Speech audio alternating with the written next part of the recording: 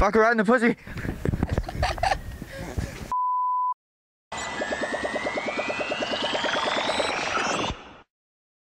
Hey guys, we're JJInterviews and we're interviewing First Sight. Please introduce yourself, your role in the band, and say something about yourself that nobody knows. He just came out swinging. I don't know what to say. I'm Sean. I play guitar and do some singing sometimes. Everyone knows everything about me. I'm a damn open book. Doritos are sick. I'm Nate. I play bass in the band. The only thing no one knows about me is I just found out last night that pies taste really good when you dip them in Greek yogurt. I was there. It sounds messed up, but it's really tasty. And that's unique to me, probably. My name is Nick. I play drums and do backup vocals, singing and yelling, I suppose. More like cat squeals. But anyway, which terrible dark secret should I tell, Sean? There's a lot. The one about how you were sexually abused. No, not that one. That's too heavy. I'd probably go with I walked in on masturbating once. That was real awkward on tour. He promised me not to tell anyone, but now I have. It's out. It happened. I'm sorry. I got it out there. Anyway, sorry. How did the band come together? Me and Josh met at uni and began talking shit and got along, and so he put all of us, a bunch of people, in a room that didn't know each other, and we began playing music. And then a couple of member changes later, here we are. We quit uni. Some of us have relatively decent jobs, others don't, and we never looked back. I'm so poor. Okay, cool. Who inspired you to make music? Individually or like? Yeah. Okay. Me personally, it was probably The Devil Wears Prada and Under Oath. I have them tattooed on my hands, that's why. And then Being Is an Ocean as well, that's where a lot of our sound comes from, which is pretty cool, because that band is fucking sick. And then basically, quite frankly, a lot of our mates in local bands, they inspire us a lot. A lot of local bands actually give us most of what we sound like, which is pretty cool. Take a lot of influence from bands like Sierra and things like that, which is really fucking awesome. I probably should have used this for my things that no one knows about me, but the kind of first band I ever listened to when I was like 8 that made me really enjoy music was the Backstreet Boys and Savage Garden. And out of here. I changed very quickly, but that was a bad start. Yeah, probably My Chem was my main one. My Chem and the Used. I was just a little emo kid. I hated myself, and music was great. Made me want to play guitar, and here I am. Awesome. How did you come up with your band name? I'll take this one. So, when I joined the band was originally called Judi Dench, and then as soon as I joined, I was like, that's a shithouse name. No one will ever take us seriously.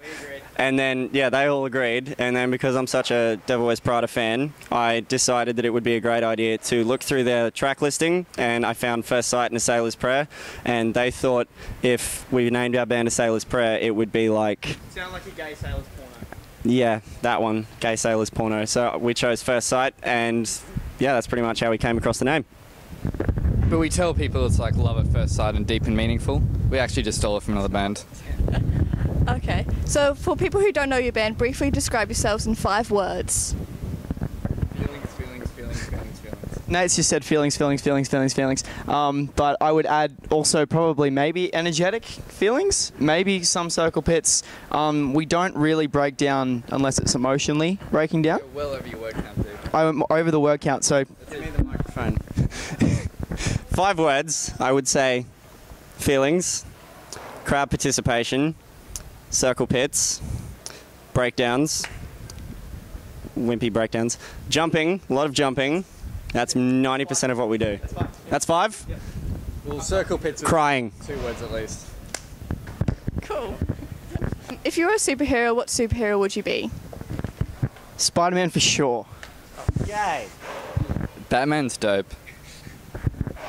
I don't know who to choose now. Thanks, Nate. I'm going to go with Flash, because you like finished so quick. the Flash. What have you learnt from being in a band? Spend as little time with other people as possible. You can never hold down a proper day job. People are dicks, and they're even more dicks when you get to know them, like in a band. We all hate each other. Actually. No, I'm going to retract my statement. You know how when you're friends with people you're not really gay at all for each other, and then as soon as you turn that friendship into a band, you instantly get really gay. There's a lot of homoeroticism, especially when we're drunk. Everyone kisses everyone. Josh licked tomato sauce off my nipple once.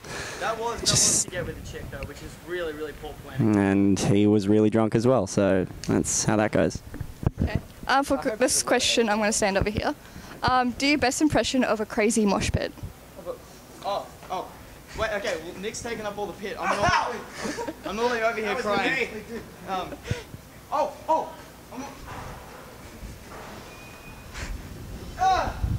What goes on behind backstage or rehearsals? Everything you're seeing right now. That just shit talking with a bit of warming up and jumping and stretching sometimes. Human pyramids. It's very dark and most likely illegal. If it's at a club, there's a lot of alcohol. That's really it. Do you have any tips for people wanting to start a band? You go first, Sean. I did grab it. You go first. I will. So definitely try and pin down a sound straight up, but you got to realize that that's going to change. Everyone has an equal input on writing, no matter how big or small the voice is, and really take care on the way you present yourselves and the way that you interact with other bands, because reputation is pretty much everything. You can't just rely on songs. Quite frankly, the best thing you can do as a local band, and we've been kind of slack on this lately and it really bums me out, but we've all been working a lot, go to local shows. Seriously, that's the best thing you can do. Go to local shows, talk to other band members, don't be worried because you're like a new band and they're an established band. Just go up and talk to the people. That's the best way to network. Just ask them questions like, how did you guys do this? What's this? But don't come across as a mad sweater, because nobody likes that. It sounds terrible, but that's one quick way to lose people's interest. And then just be cool. Just be cool dudes. Be better role models than us, because it helps be a good person, and we kind of screwed that up. Okay. Where do you plan to be in the next 10 years?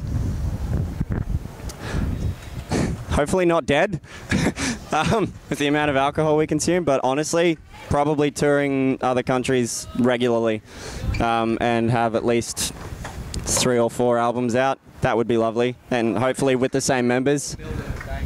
That too. I would like to have my own house at some point, and a kit that I didn't pay $500 for, Do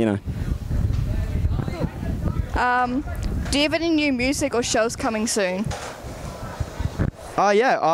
Drums and guitars are done for our upcoming EP, which should be cool.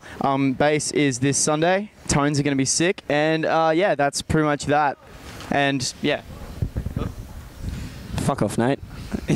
In terms of shows, we've got hopefully a tour with a certain Brisbane band coming up in March, which we're organising right now. And then on the 30th, we're playing 199 of January. Do we have... Yeah, and we've also got Australia Day with Buried in Verona, Kiss Chasey and DHC, and a lot of our mates' bands. Yeah, Countdown, Stories, I Shall Devour. So that's going to be a sweet-ass festival. You said everything about shows. No, I don't. I'm on it. Okay, cool. Lastly, do you have any messages you'd like to give out to your fans? Thanks for coming out to the shows. Nick's just like, what are those? What's a fan? I don't know. Thanks for coming out to the shows. Thanks for supporting us thus far. And, feel free to ask us of anything, because we owe you guys everything we've done so far. No, he's good. Thought about it. Okay, cool. Thank you. This has been JJ Interviews. Keep smiling, stay positive, and rock on.